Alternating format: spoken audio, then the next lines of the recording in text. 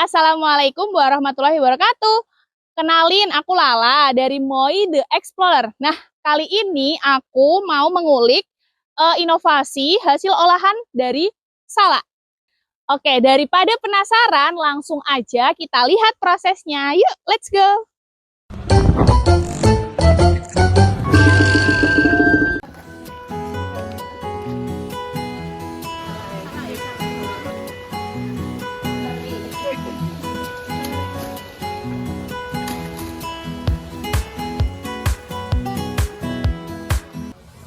Ibu, ini setelah tadi kita memanen salak, kemudian kita masuk ke proses pengupasan salak. Nah, untuk penggunaan salaknya tersendiri, ada jenis atau bisa semua jenis salak digunakan? Ini untuk semua jenis salak bisa digunakan, yang tua bisa, yang masih muda juga. Oke. Kemudian untuk proses pengupasannya sendiri itu lebih detailnya seperti apa, Bu? Pertama kita kupas dari ini kulitnya, kemudian kita hilangkan ini kulit arinya. Setelah itu kita ambil bijinya. Oh, oke. Berarti dari proses pengupasan ini kita hilangkan dulu dari kulit yang paling luar, kemudian dari kulit selaputnya, dan langsung kita pisahkan dari biji salaknya. Oke, teman-teman, setelah kita kupas, pastikan salaknya bersih dari kulit dan juga selaput, serta sudah terpisah dari bijinya. Selanjutnya, kita akan masuk ke proses pencucian salak. Yuk, let's go! Oke, setelah tadi kita kupas, kemudian kita cuci, kita masuk ke proses selanjutnya ya, Bu, yaitu perebusan buah salaknya. Oke teman-teman, setelah tadi kita kupas, kemudian kita cuci, kita masuk ke proses selanjutnya. Setelah kita rebus, selanjutnya ini prosesnya seperti apa, Ibu? Ini kita ambil daging salaknya, kemudian nanti kita blender biar halus. Oke, jadi setelah kita rebus, kemudian daging salaknya kita ambil, kita pisahkan dari air rebusannya, dan daging salaknya kita chopper atau kita blender. Oke, tadi kan ini untuk buah salaknya udah kita blender, Bu. Kemudian untuk air rebusannya? Ini air rebusannya jangan dibuang, kita saring. Kemudian nanti buat kita nyelupin adonan onde-ondenya yang udah jadi, biar bikinnya nempel. Gitu. Jadi teman-teman kalau sudah diambil buah salaknya, air rebusannya jangan dibuang karena bisa untuk nyelupin adonan onde-ondenya ya, Ibu. Seperti itu. Oke Ibu, setelah tadi kita blender daging salaknya, ini selanjutnya prosesnya seperti apa Ibu, bisa sambil dijelaskan? Kita mau buat adonan ondenya. Pertama kita kasih ini mentega 100 gram, kemudian vanilinya setengah sendok teh, kemudian gula halus 400 gram,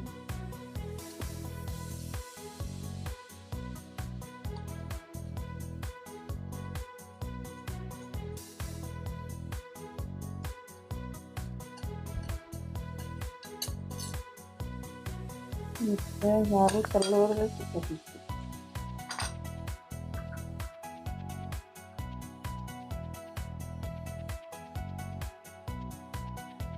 Berarti setelah ini untuk nyampurinya pakai mixer atau pakai alat manual Ibu?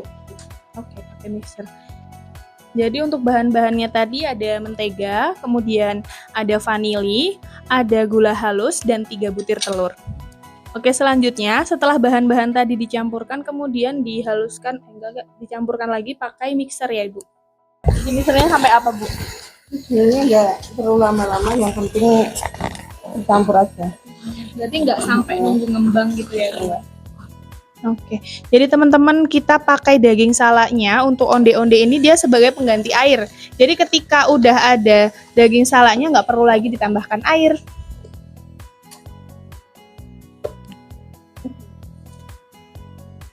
Tepung terigu. Oke, kemudian tadi setelah di mixer dan juga dicampurkan bahan-bahan tadi, kemudian ditambahkan dengan tepung terigu ya Ibu? Oke, untuk pencampurannya manual. Untuk yang setelah dikasih tepung terigu, kita ngadonnya atau ngulennya manual. Ini sampai gimana Bu adonannya? Kalis nanti lihat. Sampai adonannya kalis. Awal-awal dulu tuh gagal berapa kali? Belum pernah. Biasanya cuma apa ya? Terlalu lembek gitu loh. Kebanyakan itu kok belum takarannya kira-kira seberapa gitu belum. Kalau sekarang sudah pas itu 4 sendok itu sebenarnya pas. Untuk 1 kilo tepung ya. Oke teman-teman, kita masuk ke proses pembentukan onde-onde salaknya. Ibu, sambil kita ke proses pembentukan onde-onde, boleh saya sambil ngobrol-ngobrol ya Ibu, awal mulanya tercetus ide untuk membuat onde-onde salak itu seperti apa ya Ibu? Awal mulanya dari cuma iseng-iseng bikin, sama tetangga kan ya pada nyobain gitu di ya gimana kalau misalkan kita onde-ondenya biasanya kan nggak pakai salak, bagaimana kalau campuran onde-ondenya kita kasih salak gimana rasanya kayak gitu kan. Terus dicoba-coba ternyata ya alhamdulillah jadi, terus ya rasanya lumayan, tetangga pada pesen, terus kita buka PO cuman dari WhatsApp aja, dari status ya, terus lambat laun ya terus ada banyak yang tahu gitu kan, jadi pada pesen kayak gitu. Berarti awal mulanya itu sebenarnya nggak sengaja gitu ya Bu, nggak sengaja, terus ternyata banyak yang suka kayak gitu. Ya terus ada pesan-pesan tetangga-tetangga, terus ada yang buat ada yang buat oleh-oleh yang keluar Jawa, ke Lampung apa ke daerah Jawa Barat kayak gitu ya. Luar biasa, berarti dari ketidaksengajaan langsung bisa jadi. Nah kalau biasanya yang pesan-pesan seperti itu tuh dari ibu-ibu atau dari kalangan masyarakat? Ya, dari ibu juga ada di sini sama tetangga-tetangga buat cemilan hari-hari gitu kan. Olah-olah kalau ada saudara yang datang dari jauh itu kan, olah-olah yang bikinan dari ada salaknya gitu lebih. Oke, kalau untuk salaknya sendiri Bu, salak yang digunakan itu bisa semua jenis salak atau ada salak-salak tertentu, atau misalkan beda jenis salak akan beda hasilnya? Ini saya pakai salak pondok biasa. Rasanya ya Lebih manis ya. Karena kalau salak pondok sendiri ada agak rasa asemnya, jadi dia lebih seimbang itu ya kalau untuk bikin onde-onde ini. Jadi saya makin penasaran ini rasanya seperti apa, apakah dia manis, gurih, atau asam. Nah setelah ini nanti dibentuk, dia harus didiamkan dulu atau bisa langsung ke proses selanjutnya? Bisa langsung ke proses penggorengan. Oh gitu, jadi nggak perlu didiemin dulu ya? Udah. Oke. Oh, jadi dulu pernah gagal karena salaknya itu nggak direbus dulu. Oke, malah langsung di blender. Jadi dia mempengaruhi ke tekstur adonan ya.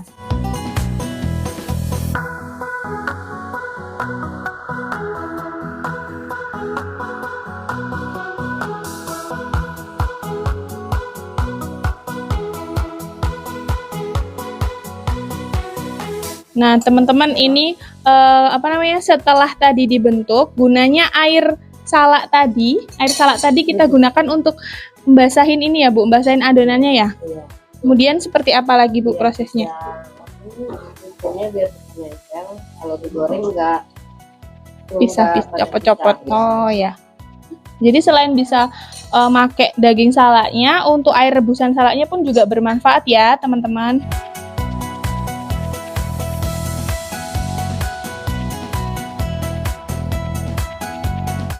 Berarti kalau untuk minyaknya Ibu, minyaknya itu harus Panas dulu. panas Ya. dulu, terus harus banyak ya. Panas banyak, terus apinya yo jangan terlalu gede. Jadi untuk proses penggorengannya itu minyaknya harus banyak ya teman-teman. Harus apa namanya, tenggelam semuanya untuk adonan onde-ondenya. Kemudian untuk kondisi apinya harus sedang ya Bu, sedang, nggak terlalu besar dan tidak terlalu kecil. Proses menggorengnya itu sampai dia seperti apa Ibu? Sampai dia kelihatan gitu, Hmm, sampai jadi- mateng. Matangnya itu tandanya warnanya Warnanya udah kuning kecoklatan, golden brown. Selain ada onde-onde salak, kita juga ada wajik salak. Nih, aku mau cobain wajik salaknya. Rasanya gemoy banget gak sih? Tentunya ini lebih alami ya, karena manisnya dari salak.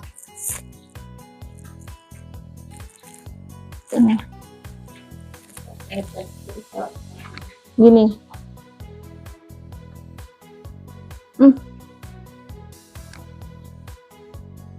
Jadi dia ada krenyes-krenyesnya guys dari salaknya itu. Ini pakai ambil Bu, pakai. Dan ada kelapanya juga guys. Enak, manis, asam, gurih karena ada kelapanya. Harus cobain.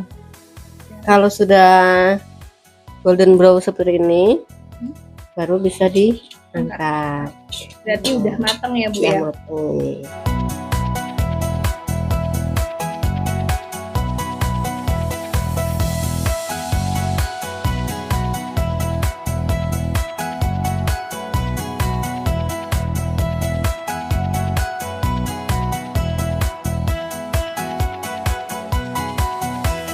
Oke Bu, setelah tadi kita goreng dan sudah matang, kita masuk ke proses terakhir ya Bu, yaitu proses pengemasan. Yuk kita lihat. Ibu, kalau untuk satu kemasan ini beratnya berapa Ibu? Beratnya 185 Gram. gram ya.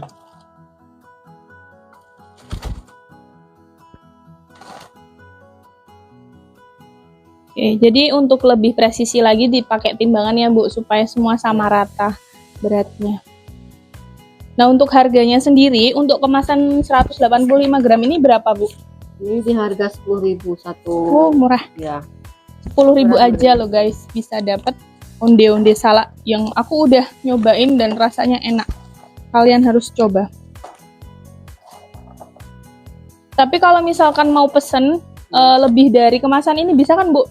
Boleh, ada yang kemasan 1 kilo, ada yang kemasan setengah, 1 kilo ada, 1 kilo ya. Oke. Jadi kalau misal teman-teman mau pesen sekalian yang banyak, karena kayaknya kalau segini tuh kayaknya kurang. Mau pesen banyak, 1 kilo gitu bisa ya Bu? 1 Ya, bisa kilo, kemasan, setengah berarti kilo di gitu. kemasan 1 kilo ya. Oke. Sesuai pesanan. Sesuai pesanan. Oke, itu tadi untuk proses pembuatan dari onde-onde salak NH ya teman-teman. Nah untuk selain dari onde-onde salak, kita juga ada produk yang lain ya Bu. Ini ada keripik salak, kemudian juga ada wajik salak. Nah terima kasih buat teman-teman yang udah menyimak perjalanan kita untuk pembuatan onde-onde salak ini. Oke, terima kasih buat Ibu Suharni dan juga buat Ibu Nunung atas ilmu yang dibagikan ke kita semua. Ini sangat menginspirasi buat teman-teman semuanya supaya kita tetap bisa berdedikasi ya Ibu, meskipun dengan keterbatasan yang biasanya kalau ibu rumah tangga itu kerjaannya banyak kayak gitu, tetap bisa bikin produk yang sangat-sangat berguna. Oke, gitu dulu dari saya Lala dari Moi The Explorer.